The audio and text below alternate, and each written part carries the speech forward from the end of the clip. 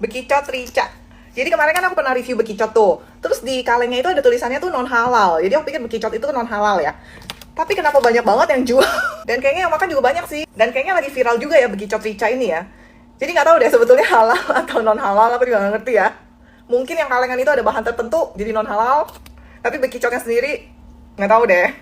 Aku beli satu pak ini 1 kilo, harganya 200.000. Udah aku angetin, ternyata jadinya banyak banget. Kayak sate kerang yang udah dibumbuin itu tuh. Bentuknya kayak gini, kayak kerang gini.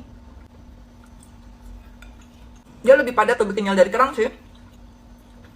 Memang tetap ada bau khasnya ya, agak kayak bau tanah gitu. Tapi ini bumbunya enak sih, bumbu ricanya. Enak juga sih, ini makan sama nasi enak nih kayaknya. Bumbunya ini kenyal-kenyal, padat, tapi nggak alot. Ada bumbu rica-ricanya, gurih, sedikit manis, sedikit pedas. Bekicot rica. Jadi halal atau non halal?